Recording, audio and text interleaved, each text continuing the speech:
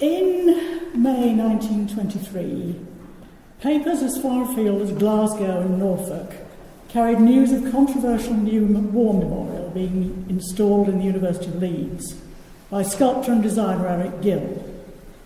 Gill's depiction of Christ driving the money changers from the temple had been commissioned by the Vice-Chancellor, Sir Michael Sadler. This evening, I want to try and do three main things. Firstly, to examine the origins of the Gill Commission and the contemporary responses to it. Then to look at two other controversial war memorial projects in the West Riding, and to contrast them with others which received more positive responses. And finally, to look very briefly at the national context. The Money Changers is a very large panel, about 15.5 feet wide and 5.5 feet tall, about 4.7 metres by 1.8 metres, made up of 5 sections of Portland stone carved in low relief with a wood surround. Today, as you can see, it's fixed to a wall in the ground floor of the Michael Sadler building. It was moved there in 1961, but was originally placed on the outside of the old library, on the ground floor of the Great Hall. On the right of the design, as you face it, is Christ wielding a multi-stranded whip with a dog following him, bearing a torch in its mouth. In front of Christ are a series of figures being driven away to the left of the frieze, the one nearest Christ crouching on the ground. Partly hidden by the figure of Christ is a woman, sitting on the ground, completely absorbed in the child she is holding. A couple of upturned pieces of furniture are depicted behind the figures and the dog. There are 2 inscriptions, both in Latin, one running along the top of the panel and the other on the far right above the dog.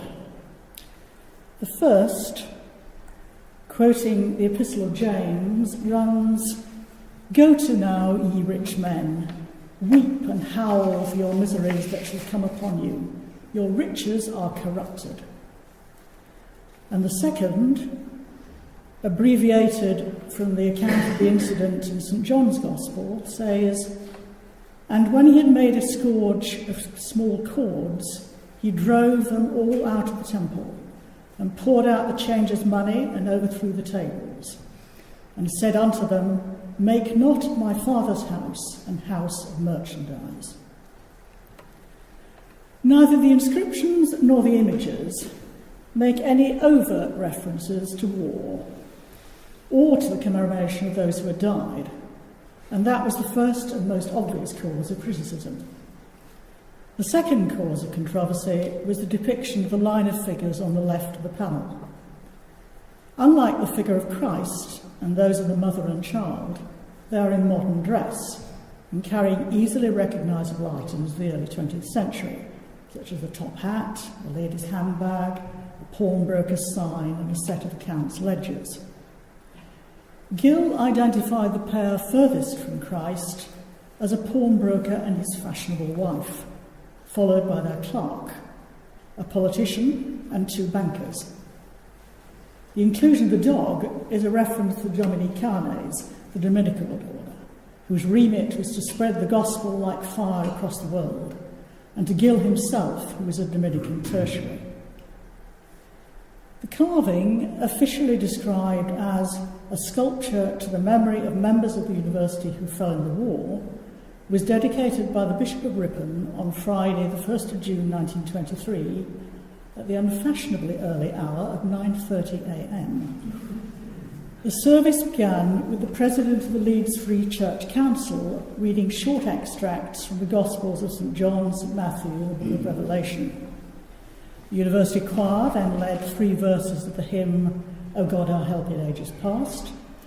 The bishop spoke the sentences of dedication and followed them by 2 prayers and the blessing. No sermon or any other speeches. The whole ceremony can't have taken more than 15 minutes, if that. The Yorkshire Post estimated that about 100 people were there, though few undergraduates and even fewer members of the university staff. To understand how it came about that the Money Changers was erected in the university, we need to go back at least to 1916. Michael Sadler came to the University of Leeds as Vice-Chancellor in the autumn of 1911. As well as being a passionate believer in the power of education, he was also an avid collector of art, particularly that by contemporary artists. As early as 1910, he was viewing work by Gill and Epstein in different London galleries and reflecting on his reactions to them in his notebooks. Gill was at that time beginning to branch out from his original preoccupation with calligraphy into other forms of engraving and sculpture. Soon after the outbreak of the Great War in September 1914, Eric Gill was reflecting on the destruction of the cathedral at Reims in the following terms. "We deserve nothing else. We have made the houses of God mere quarries for sightseers. I have often said we had need to construct a whip of thongs wherewith to drive out the money changers out of the Temple of England. God has found a whip of German guns wherewith to deprive the money changers of the temples of France. Good. If we cannot construct a Christian Europe in this age, we certainly are not fit to be the guardians of the evidence of the Christian Europe of the past."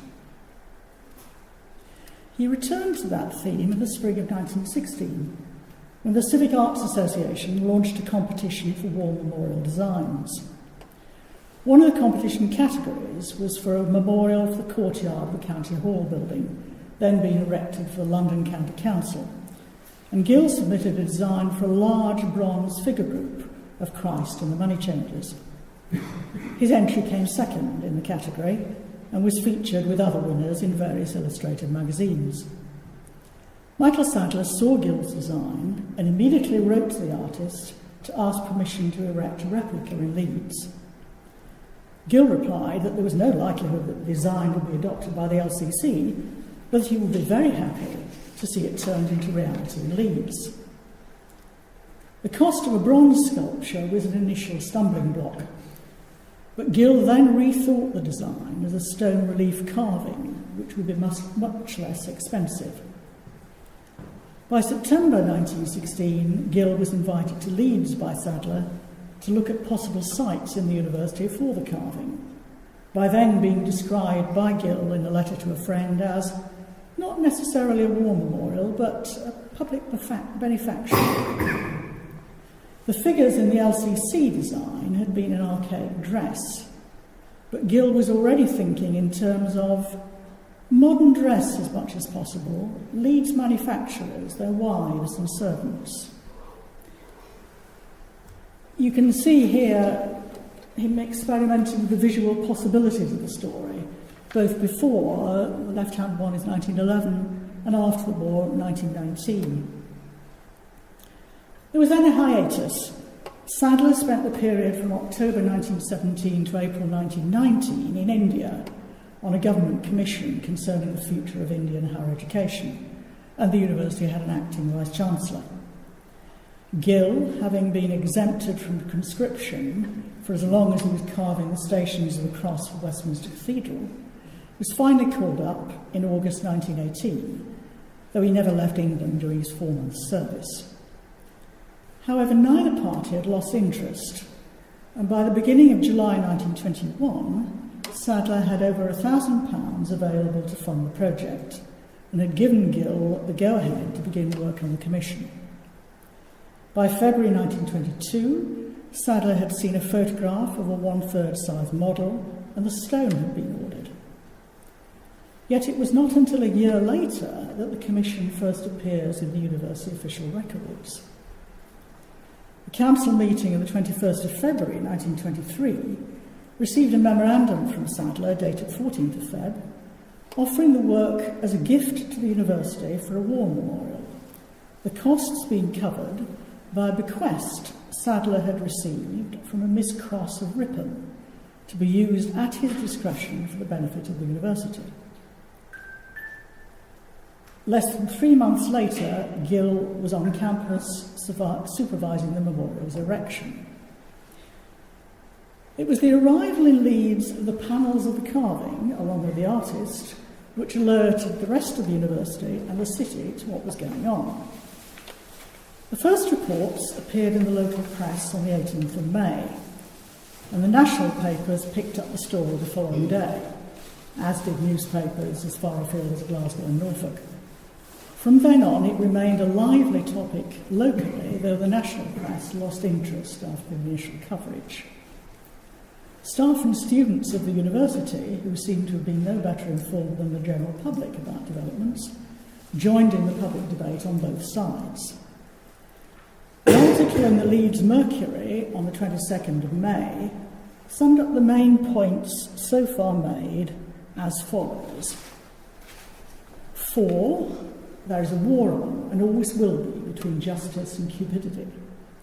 That is the whole point of the last war.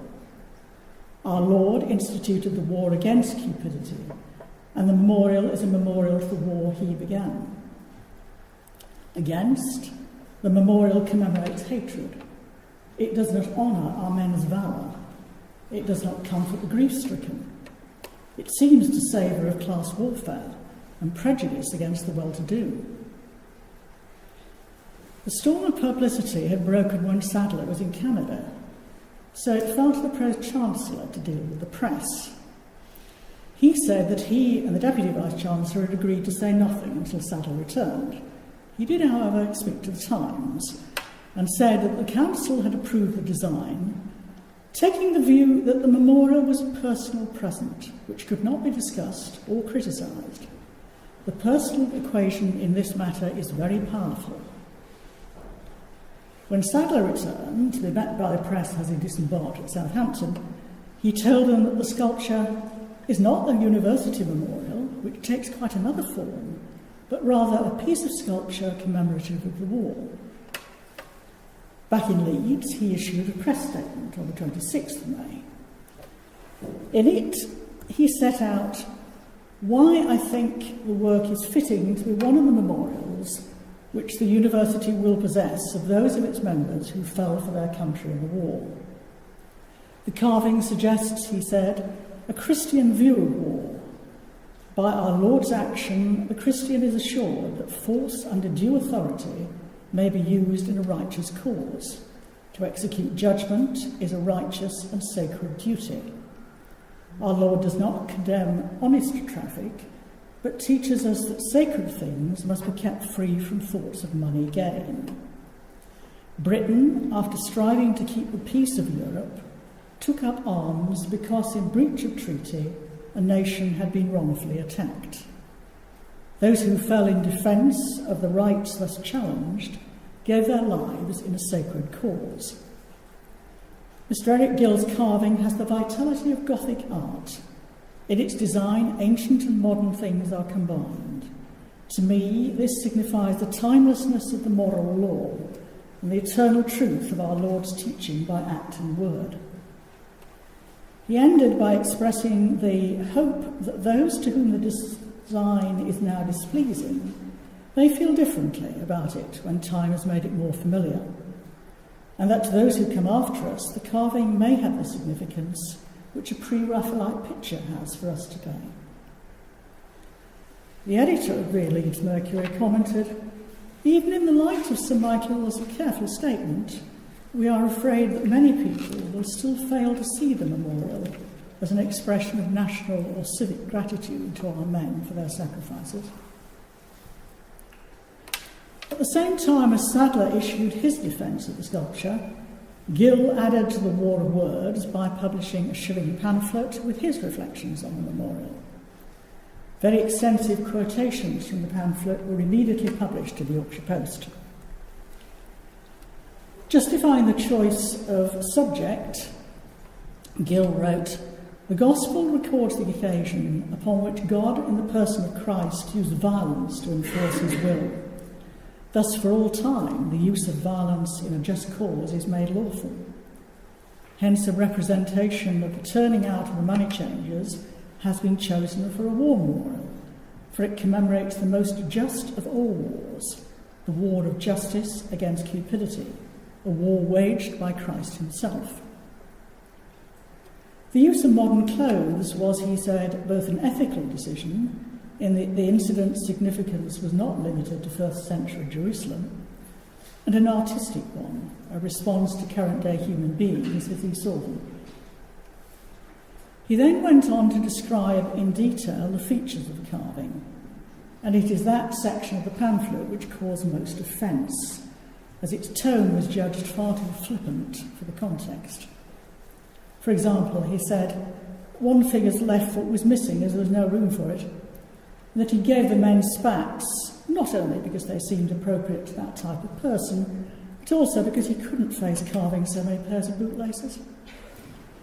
Such details, and his overall caveat that much of the description derived from his friend's responses to the finished work, rather than from his intentions prior to carving, may have offended, but they give an interesting insight into the process of development involved in carving directly into stone. Finally, Gill returned to the overall message, suggesting that the various figures were not necessarily of a single nationality. There are money changers in all civilised countries, and modern war, in spite of the patriotism of millions of conscripts in their offices, is mainly about money. The white man's burden consists chiefly in the effort to bestow the advantages of civilisation upon those unenlightened natives who happen to be living where gold or oil is available. That latter comment added political partisanship to the criticisms made of Gill. Correspondence in the press carried on well into July, supplemented by reports of comments made on various public occasions. Debate ranged widely, and the willingness of the press to print letters of considerable length enabled the issues to be discussed in some depth. Material was published from graduates of the university who had known those who had lost their lives, and from bereaved relatives, but the majority of the correspondents didn't identify themselves in that way, but addressed the questions, particularly those related to the aesthetics of art and the correct interpretation of the biblical episode, from an apparently more detached viewpoint. From the perspective of 2015, what should we make of all this? Since 1989, when Gill was exposed as a child abuser in Fear and McCarthy's biography, there is a natural tendency to think the worst of him in all contexts. Indeed, in a University Art Gallery lecture on the Gill Memorial in January 2012, the speaker concluded that Sadler, described as a cuddly, somewhat naive character, had been duped by Eric Gill, but had made a good attempt to justify the nature of the memorial in public. On the basis of the contemporary record, I have to disagree with that assessment. Gill's choice of the expulsion of the money changers from the temple as the theme for the memorial arose from a genuine belief that war had been God's means of cleansing the sins of the modern capitalist world. Indeed, when he was approached to create a sculpture for the League of Nations building in Geneva in the 1930s, his first thought was to provide another reflection on the theme of the money changers. He was by no means alone in viewing the First World War in that way, as contemporary sermons and other writings indicate. And the money changers was not Gill's only war memorial. He was involved as a sculptor or engraver in many others. Writing to the chairman of the Memorial Committee in Trumpington, Cambridgeshire, in September 1921, he said, "I hope the committee will be willing to trust me as a sculptor and will not ask for naturalism in a thing which obviously calls for symbolism. However, I won't purposely set out to give offence, you may be sure of that." He regarded a process of negotiation of the final design of war memorials he was involved with as normal. His surprise at the way in which this particular commission was handled is obvious, from his comment to a friend as early as 1916 that Sadler seemed to be practically God at Leeds University and can do what he chooses. He was fully aware of the controversial aspects of his work, was apprehensive about the outcome of the University Council meeting in February 1923, saying in a letter to another friend, in relation to the quotation from the Epistle to James across the top of the frieze, "What price James 5:1? If they stick that, they'll stick anything." Sadler, on the other hand, was determined to obtain a work of art by one of the artists coming to prominence. His need to acquire art was a compulsion, closely aligned to the cycles of depression and intense enthusiasm which were apparent throughout his life. His son described his tendency to pass from one visionary enthusiasm to another, that by the time notion A had begun to develop at the hands of others, he was already at notion D. His approach to Gill in 1916 was specifically for the theme of the money changers. When giving the go-ahead for the project in July 21, Sadler's letter to Gill said, "The Philistines were furious." Between then and the dedication ceremony, over 40 photographs, sketches and other materials were provided by Gill to Sadler. And the letters between them show that only the inclusion of the cash book and an upturned stool had been included in the final design without Sadler's knowledge. The two men's interpretations of the symbolism of the image varied in emphasis, Sadler being less convinced than Gill about the importance of the worship of Mammon as a cause of the war, but in no more than that. According to Sadler's son, his father had anticipated a vociferous and highly coloured reaction to Gill's work, and rather enjoyed than otherwise finding opportunities to speak in its defence. That is borne out by Sadler's letter to Gill of 31st of May 23, when he wrote, "The wind blows high here, the carving will tell its own tale. We may not be out of trouble yet, but deep down in my mind is a feeling of thankfulness that the issue has been raised and that the people have been made to think." Much later, in 1940, when Sadler heard of Gill's death, he recorded in his private papers a harsh judgment on Gill as a man, but judged the sculpture a fine piece of work, but not nearly as good as it might have been. The mood is too obviously underlined. In 1923, the main source of friction between the two men was not the sculpture, but Gill's publication of his explanatory pamphlet, particularly its political comment, when it had been agreed that he would say nothing until Sadler had issued his press statement. Why was there not more dissent within the university? When the council agreed to accept the gift of the Gill sculpture in 1923, it also agreed that there would be a vellum roll of honour with all the names of the dead placed in the Great Hall. Just as importantly, back in 1919, at the request of a meeting of present and past students, the council had agreed that funds should be raised for a new student union building as a memorial to all members of the university who had lost their lives in the war. Those two decisions made the long-term significance of the Gill frieze much less important to the university community. Also, by the end of April 23, it was known that Sadler was leaving to become Master of University College, Oxford, and that he intended making a substantial gift of works from his art collection to the university.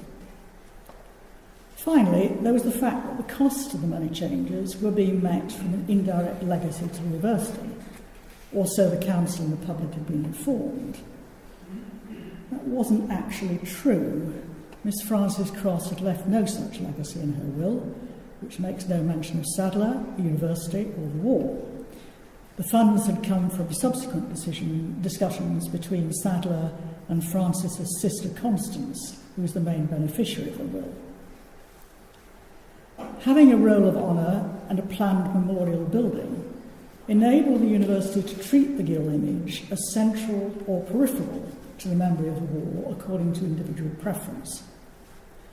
After the Second World War, a further alternative focus was added in the shape of the ceremonial entrance to the Brotherton Library with its carved rolls of honour.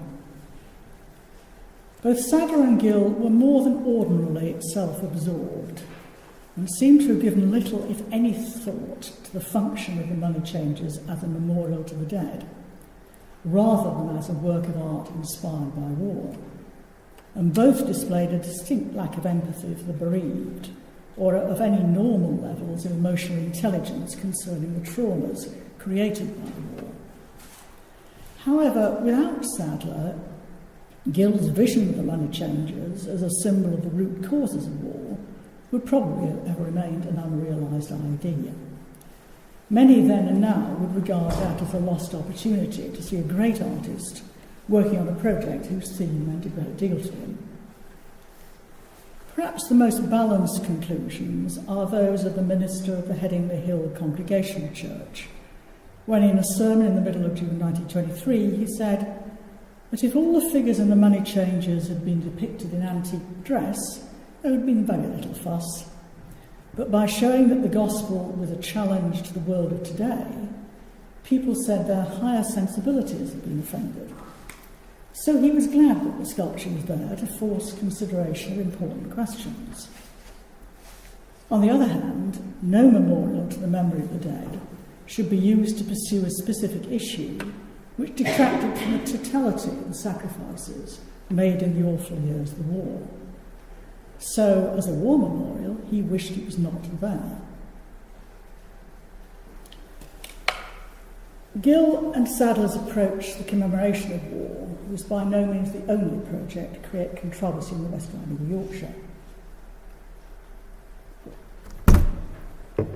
A few miles away in Bradford, a far more traditional approach to the commissioning of the memorial was underway. It involved a well-established committee of the City Council, which had responsibility for the Cartwright Hall Art Gallery along with libraries and museums, a generous acquisitions budget for art, and a panel of advisors on potential purchases. Cartwright Hall had been designed as a dual-purpose building to give the city a venue for the large-scale reception of important visitors and to provide an art gallery with a sculpture court at its heart. The gallery's founding director, Butlerwood, made frequent visits to London to identify works for the hall's annual exhibitions and had built up good contacts on the national scene. When, in the autumn of 1919, the committee decided to commission a suitable group of statuary to symbolise the abolition of war and the birth of a new age, the director consulted the president of the Royal Society of British Sculptors, Sir Thomas Brock, who advised that two artists, Francis Derwent Wood and James Havard Thompson, should be invited to submit designs. With a prestigious venue, no funds to be raised, and advice from the good and great, what could possibly go wrong? Initially, the process proceeded smoothly. After the initial discussions with Brock in late 1919, his nominees were invited to meet representatives of the committee in early 1920, and both agreed to submit designs on the understanding that the unsuccessful artist would receive an honorarium in recognition of his time and work. Derwent Wood's design arrived in October 1920 and Thomas's a few weeks later. The committee met in early December and agreed to accept Derwent Wood's design. The main terms of the contract relating to materials, costs and timescales were agreed, and a meeting with the sculptor was set up. The committee's recommendations were then forwarded to the next meeting of the full council in January 1921. The minutes of the January Council simply record that the recommendations were withdrawn by the committee chairman as it was late and there was insufficient time to discuss an unspecified amendment. In fact, as soon as a photograph of the design had been made available to the councillors and the general public, there had been an outcry. This may be the photograph, or it may be an image of the full-size clay model for the final version. An account of the objections was published in the Yorkshire Evening Post on Monday the 10th of January, the day before the council meeting, and focused on an interview with the pastor of Westgate Baptist Church, whose congregation had passed a unanimous motion the previous evening protesting at the proposed sculpture and requesting a reconsideration of the committee's recommendations. As the pastor explained, his objections, and those of his congregation, were not about the artistic merits of the sculpture, but about the message it would convey now and to future generations, about the city's view of violence as a means of resolving conflict. Reminding readers that local school children regularly visited Cartwright Hall as part of their education, In future they would see, he said, a scene in marble of extreme violence entitled Humanity Overcoming War, as the city's official depiction of the dawn of the Age of Freedom and the triumph of peace over militarism. What made the minister's criticisms especially effective was his description of the statue. The design, he said, shows a lady on the ground, a second lady trampling on her. I'm told you can see the same thing in certain quarters of Bradford on a Saturday night. One hand, the victorious lady is held behind her back, while with the other she's clutching the throat of the prostrate lady and apparently slowly strangling her. The fault lies in the title. Call it The Bottom Dog, and no doubt it will be correct. But call it Humanity Overcoming War, and is a misnomer. It was not a justification to say, as the committee chairman had, that there can be no peace unless the forces that make for peace are powerful enough to master the force of the war. Peace was the product of goodwill and could not be imposed by force. His image of Saturday night in Bradford was, of course, a gift to the press, and a cartoon appeared the following day, labelled tongue-in-cheek as a suggested alternative design for the council sculpture, and showing a rather plain woman, not in her first youth, trying to proposition a rather smug warrior. The council committee met again at the end of January and agreed that the meeting with the sculptor should go ahead, augmented by the councillor who had tabled the amendment.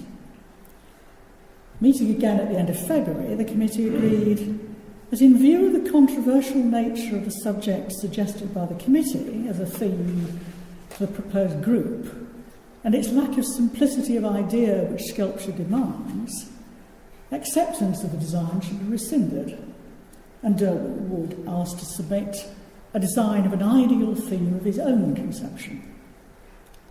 By the beginning of April, Wood had submitted a new design, but it didn't appeal to the committee, which agreed to revert to its original decision. Yorkshire Evening Post warned its readers of the development, saying that it was proposed there should be only slight alterations to Wood's original design. Surprisingly, neither the council minutes nor the newspapers contain much further trace of dissent, and by the end of May, the committee was authorised to sign a contract. The sculpture was finally installed in Cartwright Hall at the end of December 1924, where it remains, though frequently boarded up to create space for temporary exhibitions. The fisheye lens does distort it, but I think the impact is still very clear. In terms of scale, it's roughly 8.5 feet high by 7 by 4.5 feet. An explanation for the change in the public response to Humanity Overcoming War is probably to be found in other discussions about the commemoration of the war. In March 1919, the Bradford Council had set up a special committee to sound out views on an appropriate war memorial for the city and to produce an agreed solution. Individuals and institutions were invited through newspaper advertisements to send in ideas, and many were received. 11 schemes were formally considered by the committee, ranging from new housing for ex-servicemen in every ward of the city, a new school, a new hospital, a memorial on a prominent hill above the city, a new city hall, etc. By April 1920, the full council was asked to consider 2 schemes: a memorial hall including a public library, or a general hospital with accommodation for war veterans. After much discussion, both schemes were referred back.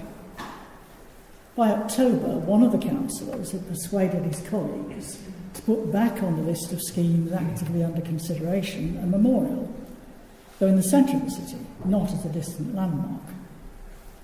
So, when the first Cartwright Hall proposals came before the council in January 21, they were probably seen as part of that more general discussion rather than the separate initiative they actually were. But by the time Wood's sculpture came back on the agenda in early summer, public attention and council energy was increasingly focused on the creation of a locally designed memorial in Victoria Square, and thus the Cartwright Hall project became a subsidiary issue about the art collections. Ironically, when the City War Memorial was unveiled in July 1922, the Lord Mayor himself led criticism of the two bronze figures of a soldier and a sailor with fixed bayonets on either side of the stone cenotaph, as appearing far too ready to restart hostilities. The bayonets are missing in that picture, but you can imagine the effect of the original. Unfortunately, we know almost nothing about either Derwent Wood's intentions in creating Humanity Overcoming War, or of Butler Wood's reasons for persevering with the commission in its initial form, as little relevant archival material has survived. Given Derwent Wood's work with individual men who had terrible facial injuries and associated psychological traumas, we can be certain that he did not underestimate in any way the consequences of warfare, and that his allegorical portrayal was not carelessly constructed without thought for the message it would convey. We do know that when he was given freedom to submit the alternative design to the Bradford Committee, he submitted a tall, draped female figure representing peace, drawing to her breast the nude figure of another woman who had been through the fires of war. Perhaps his dominant intention in both designs was to underline the fact that all war, even in a just cause, had terrible consequences. My third example is one which was mainly contained within the closed doors of the Anglican establishment, rather than splashed over newspapers, but was no less divisive. It concerned the radical redesign of the interior of Huddersfield Parish Church, pushed through by three men determined not to let official processes alter their vision of the future. St Peter's, the mother church of the town, had been rebuilt in the 1830s, and it was an architecturally undistinguished piece of early Gothic revival, with a traditional and unremarkable interior, enhanced by a new altar and reredos, and alterations to the east window in 1894, and embellished with a rich mix of family memorials and gifted church furnishings. Church of England was struggling to hold its position in the town, where nonconformity in all its varieties was very strong. The patrons of the benefice, the Ramsden family, owned most of the freehold of the town centre, and hoped that a new incumbent would revitalise St Peter's and restore Anglicans to the position due to the established church.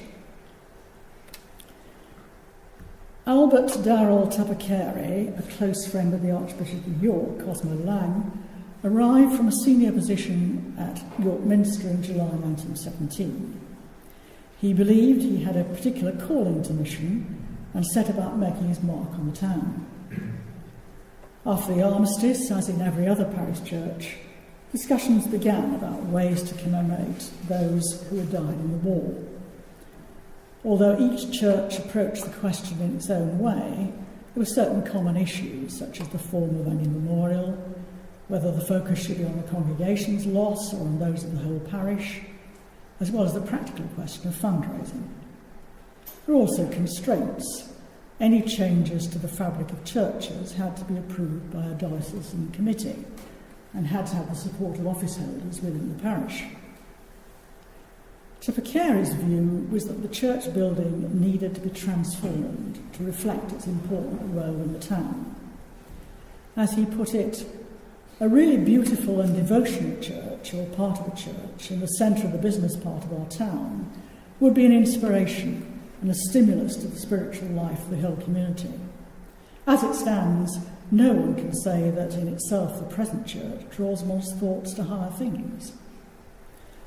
Initially, he planned a complete rebuilding, starting at the east end, but reluctantly accepted that the costs and the constraints of the sloping site made that unachievable in the foreseeable future. He then turned to an assessment of what could be done within the shell of the present building, and brought in Ninian Compa, an architect already becoming known for his creation of rich church interiors. Nearly 5 years later, in November 23, the Huddersfield Examiner reported on an impressive service at which a new east window and a completely new sanctuary were dedicated. The newspaper report was rather odd. Local dignitaries such as the mayor were present, but the key roles were taken by an admiral and a major general, both relatives of the vicar, and the dedicator was a suffragan bishop from another diocese, who was a long-standing friend of the vicar's. The window alone was said to have cost well over £1,000, with no estimate given of the cost of the rest of the scheme. The only reference to funding was to a legacy from Mrs. Stringer, covering part of the cost of the window, with a vague reference to the vicar having raised the remainder. Some 9 months later, it was announced that the vicar was leaving the parish on health grounds to take up a missionary remit across the diocese. Piecing together information in the parish and diocesan records with other sources, the picture becomes clearer. The diocese had been faced with a fait accompli, having received no application for approval of the new sanctuary until a few weeks before it was dedicated, and many consequential changes had not been mentioned in the late submission. The parish church council had also been kept in the dark, being told about decisions after they were taken, if at all, and assuming that all diocesan requirements were met. To make it worse, the old east window had been dismantled and disposed of, and a number of gifts and memorials had been moved without the knowledge or consent of the families concerned, including the Ramsden family, the patrons of the living. As for the finances for the whole scheme, they remain opaque, as little appears in the church accounts. And the newspaper report of the dedication service, most unusually, made no mention of public subscriptions. The only legacy in the probate record, which matches names, locations and timescales, is one which was intended to pay for a window in Kirkheaton, just outside the town. Some money certainly came from Tupper Care's extensive network of family and friends, who otherwise had no connection with Huddersfield, and they may have been the source of all the residual funding. Ninian Comper was well known for his contempt for diocesan controls over church alterations. He and Tupper Care had worked together in Suffolk in the early 1900s, when they had packed a parish meeting with local fishermen to ensure that their alterations to the parish church received approval. Tupper Carey and Comper were ably assisted by D.R.H. Williams, a prosperous woman, art collector and committed high churchman, who, although never an office holder at St. Peter's, was a key player in every stage of the process. And for one crucial 18-month period, he was the sole authorised contact with Comper. What Comper had created in the new east end of the church was a window which was much taller than the one it replaced, in typically vibrant colours, depicting Christ in glory with St. Michael and George, as well as the patron saints of the parish church and its daughter churches. Immediately in front of it was an enormous gilded baldacchino, taller than the gallery on the south side, and surmounted by gilt figures of angels holding various symbols. The underside of the baldacchino ceiling was also gold, with the Holy Spirit as a dove, from which it was probably intended to suspend the reserved sacrament over the altar. From the nave and the choir, the lower part of the window could be seen through the baldacchino above the altar, but the remainder could only be seen clearly from one small section of the gallery. Whatever one's views about Comper's artistic merits in general, few would argue that the result was in any way sympathetic to the scale and size of the rest of the church. However, for the three men, that wasn't the point. Their vision was of the centrality of the Eucharist above all else. On the north wall of the sanctuary is a small, dark tablet with names of men who died in the war.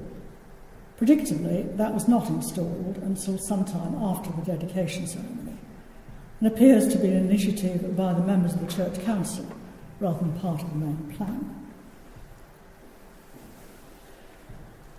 The involvement of established artists didn't necessarily lead to controversy over war memorials. Louis Frederick Rosling was the sculptor for 3 local memorials in Carverley, Greengates and Wetherby, unveiled between November 21 and May 22. Each features a bronze of a woman, and it's obvious from the details of the designs that all 3 are derived from classical depictions of Athene and Nike. This is particularly clear at Carverley on your right, but on the left at Greengates, on the central panel of the figure's robe, you can see 3 small winged beings. However, the figures were presented to the public as more familiar symbols. Peace gained through sacrifice in Greengates, patriotism in Carverley, and victory in Wetherby. The first of the trio in Greengates was unveiled by a Bradford alderman who had been deeply involved with the city's war memorial discussions I talked about earlier. He may have been influential in the way in which the Greengates Memorial was presented to the public. As we have seen with Dermot Ward and Eric Gill, both titles and descriptions of sculpture could fuel controversy, but they could also assist in managing responses. In the absence of other explanation, female winged figures would be more likely to be interpreted as angels than classical goddesses by ordinary men and women. So building on that assumption and linking it with the more abstract concepts long familiar in relation to the war is a much safer strategy. Turning from sculpture to painting, one of the official war artists, John Hodgson Lobley, was a native of Huddersfield and had begun his career painting portraits of local people. During the war, his main work was in the Royal Army Medical Corps, and the Imperial War Museum holds many of his paintings of casualty stations and similar scenes. After the war, he was approached by some of those he had known in his early days to paint a memorial battle painting featuring the town's local territorial battalion for presentation to the town council. Having checked with the council that such a gift would be welcome, a finished oil was delivered in February 1921. I should explain that this shot was taken from ground level towards a balcony behind which the painting sits. The height of the balcony above the main hall can be seen from the equivalent balcony at the side, so my apologies for the quality of my photograph. The reaction was somewhat muted, partly I think because of its size, being 13 foot by 8 foot, and thus needing a large space to be seen properly, and partly because of the treatment of its theme. The title was the 1st 5th Battalion, Duke of Wellington's West Riding Regiment, holding the line at Ypres, June to December 1915. And both the benefactors and recipients were probably expecting a stirring and martial canvas. However, the dominant impression, it's probably easier to see it in this black and white reproduction, is an almost domestic scene of everyday life in the trench. 5 men cooking, eating, resting, clearing the trench bottom, and using a periscope to keep watch.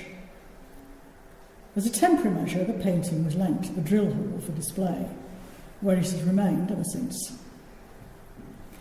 Painting was also the chosen medium when the Huddersfield Technical College came to create its memorial to the staff and students lost in the war. The college, as the head of painting, Willis Fate, had gone to war in 1914 and been killed on the Somme in 1916. His place during the war had been taken by John Richardson Gould. He was Royal Academy trained and was sufficiently well thought of to have had a one-man show in the Bond Street Gallery in spring 1924. Although later known primarily as a watercolourist, he first came to public notice in Huddersfield as the creator of 2 huge murals on the theme of drama and education in a new cinema in the town in 1923. For the Technical College the following year, he designed a tripartite mural depicting war, death and victory above oak panelling headed "Peace in memory of those who fought and those who fell." I don't have any official figures for dimensions, but my best estimate is that if you exclude the panelling, the mural itself is at least 6 foot tall and about 25 feet wide. The new generation of art students were heavily involved in the execution of the design, unveiled in September 1924 at the top of the main staircase in what is now the university's Ramsden building. We don't know why Gold was not called up to serve in the war, presumably because of ill health or disability. He went on to be a well-respected head of the Belton School of Art. His mural is an example of what happened in many places when the local expertise within art schools was called upon in the creation of war memorials. The imagery he used is a curious mixture of the classical and medieval, with an overlay of arts and crafts.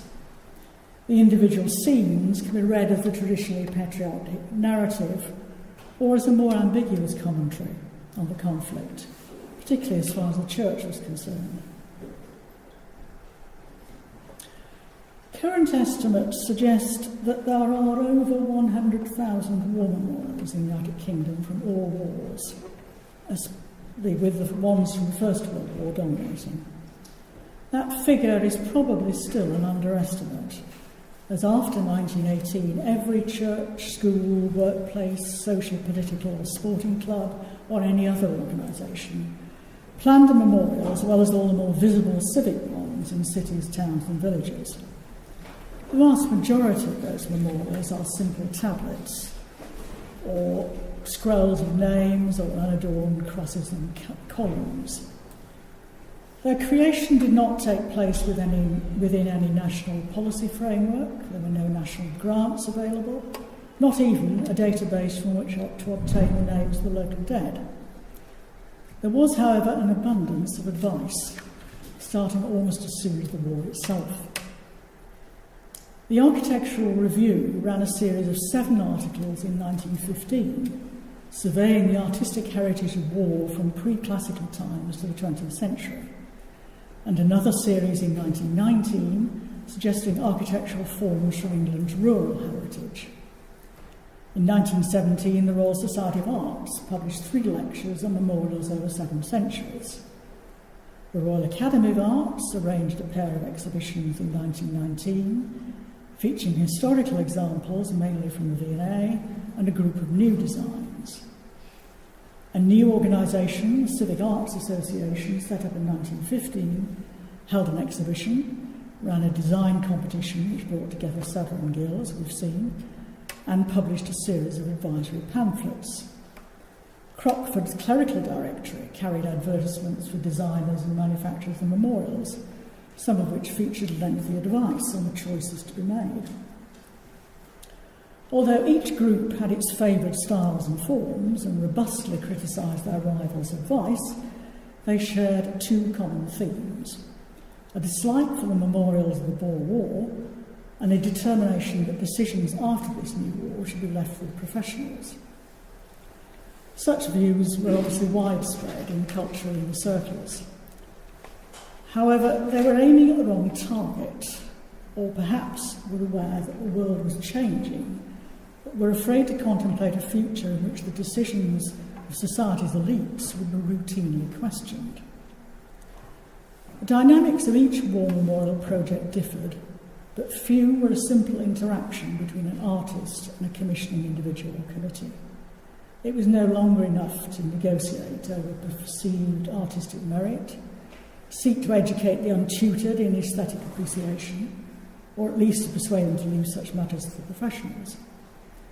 Many other factors were at work, including religion, politics, and class friction. Ordinary people felt they had much right to an opinion as the elites, whether or not public subscriptions were involved. Those who had served and died were the dead and damaged at every level of society, and any proposed war memorial was tested against the need for a focal point around which the war dead could be remembered, and symbols which spoke to their grief and loss. that there was no consensus about how that might best be achieved, either among the creators of war memorials or their audiences, often made the process very fraught. 100 years on, it's convenient shorthand to refer to the creation of war memorials after the Great War as the biggest communal arts project ever attempted, as Alan Borg did as director of the Imperial War Museum in 1991. But it is nevertheless largely anachronistic. Very few of those memorials were conceived primarily as art, though Gill's Money Changers is certainly one of them. And that shouldn't be forgotten in our centenary discussions.